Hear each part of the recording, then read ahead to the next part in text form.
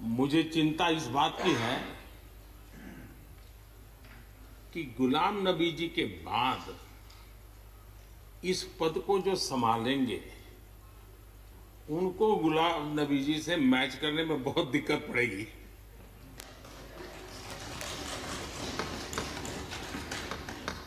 क्योंकि गुलाम नबी जी अपने दल की चिंता करते थे, लेकिन देश की और सदन की भी उतनी ही चिंता करते थे।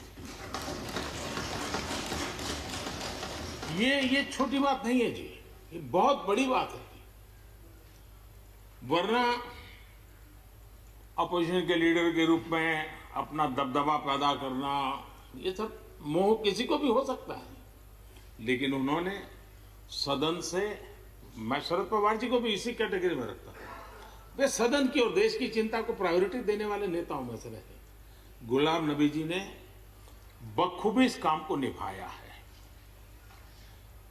मुझे याद है इस कोरोना काल में मैं एक फ्लोर लीडर्स की मीटिंग कर रहा था, तो उसी दिन गुलाम नबी जी का फोन आया। तो मोदी जी, तो ठीक है आप करते हैं, लेकिन आप एक काम कीजिए, सभी पार्टी लीडर्स की मीटिंग जरूर बुलाइए। मुझे अच्छा लगा कि उन्होंने पार्टी लीडर्स के साथ, सभी पार्टी अध्यक्षों के साथ बैठने का मुझे सुझाव दिया, और मैंने उस मीटिंग को किया भी। वो गुलाम नबी जी के सुझाव पर किया था। और मुझे कहने में, यानी इस प्रकार का संपर्क, और उसका मूल कारण है कि उनको दोनों तरफ का अनुभव रहा है, सत्ता दल का भी और विपक्ष का। 28 साल कार्यकाल, ये अपने आप में बहुत बड़ी बात होती है। बहुत साल पहले की बात है, शायद अटल जी की सरकार होगी, मुझे याद नहीं रहा। मैं यहाँ सदन में किसी काम से आया था, मैं तो तब राजनीति में नहीं था, ये इलेक्टोरल पॉलिटिक्स में नहीं था, मैं संगठन का काम करता था। तो मैं और गुलाम नबी जी ऐसे ही लॉबी में गप्पे मार रहे थे, और जैसा पत्रकारों का स्वभाव रहता है, बराबर नजर लगाए बैठे थे कि ये दोनों का मेल कैसे हो सकता है। हम हंसी खुशी से बातें कर रहे थे, तो हम जैसे ही निकले तो पत्रकारों ने घेर लिया। गुलाम नबी जी ने बहुत बढ़िया जवाब दिया था। वो जवाब हम लोगों के लिए बहुत काम आने वाला है। उन्होंने कहा, भाई देखिए, आप लोग हमको अखबारों में या टीवी माध्यमों में या पब्लिक मीटिंग में लड़ते झगड़ के देखते हो, लेकिन सचमुच में इस छत के नीचे हम जैसे एक परिवार का वातावरण कहीं नहीं होता है। इतनी हमारी आत्महत्या होती है, इतने सुख दुख होते हैं। ये जो स्पिरिट है, वो स्पिरिट अपने आप में बहुत बड़ी बात होती है। गुलाम नबी जी का एक शौक शायद बहुत कम लोगों को पता होगा, और कभी उनके साथ बैठोगे तो बताएंगे। हम सरकारी बंगलों में रहते हैं, तो बंगले की दीवारें, अपना सोफा सेट, उसी के आसपास हमारा दिमाग रहता है। लेकिन गुलाम नबी जी ने उस बंगले में जो बगीचा बनाया है, यानी एक प्रकार से कश्मीर की घाटी की याद दिला दे, ऐसा बगीचा बनाया है। और इसका उनको गर्व भी है, वो समय देते हैं, नई नई चीजें जोड़ते हैं, और हर बार जब कंपटीशन होती है तो उनका बंगला नंबर 1 ले आता है। यानी अपने सरकारी जगह को भी कितने प्यार से संभालना, यानी बिल्कुल मन से उन्होंने इसको संभाला है। जब आप मुख्यमंत्री थे, मैं भी एक राज्य का मुख्यमंत्री के नाते काम करता था, हमारी बहुत गहरी निकटता रही उस कार्यकाल में। शायद ही कोई ऐसी घटना मिल सकती है कि जबकि हम दोनों के बीच में कोई संपर्क सेतु ना रहा। एक बार गुजरात के यात्री, क्योंकि जम्मू कश्मीर में जाने वाले टूरिस्ट में गुजरात बहुत बड़ा नंबर रहता है, और टेररिस्टों ने पर हमला कर दिया, करीब 8 लोग शायद मारे गए। सबसे पहले गुलाम नबी जी का मुझे फोन आया,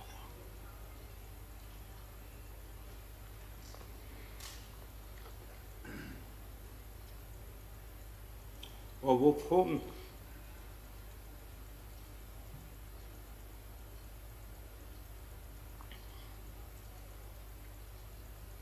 सिर्फ सूचना देने का नहीं था,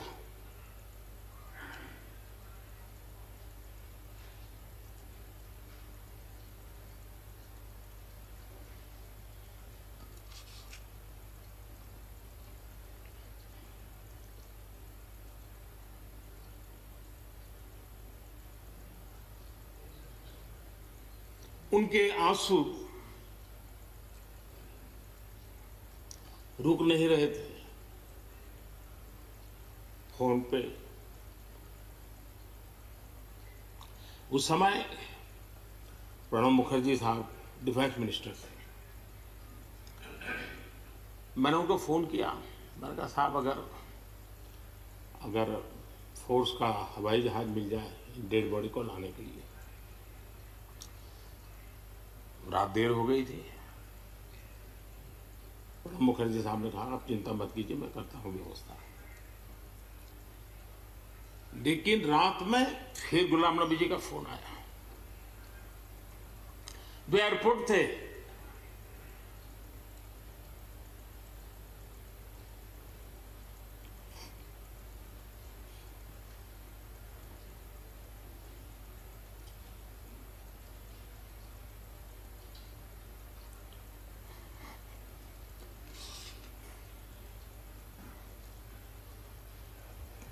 एयरपोर्ट से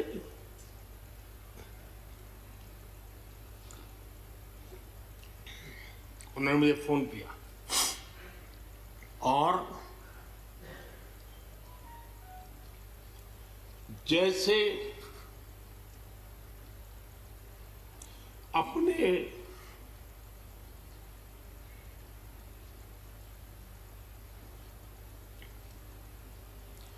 परिवार के सदस्य की चिंता करें,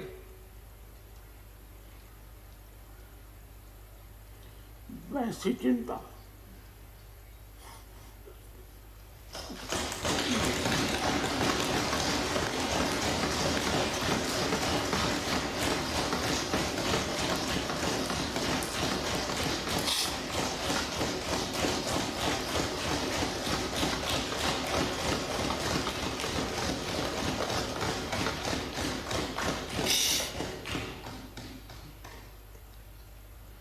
पद, सत्ता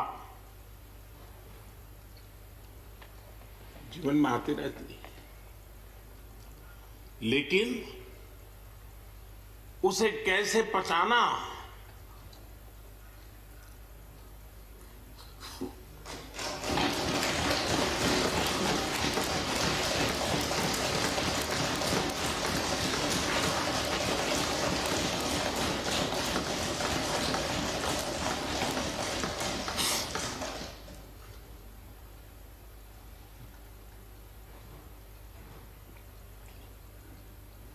मेरे लिए बड़ा भावुक पल था।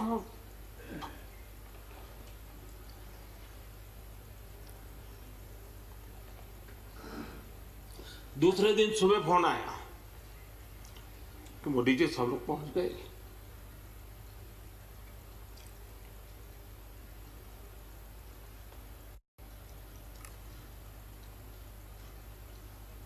इसलिए एक मित्र के रूप में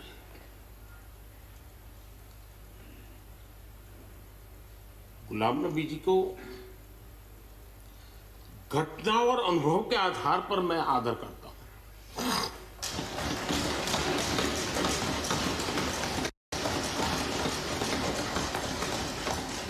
और मुझे पूरा विश्वास है कि उनकी सौम्यता, उनकी नम्रता, इस देश के लिए कुछ कर गुजरने की उनकी कामना, वो कभी उनको चैन से बैठने नहीं देगी।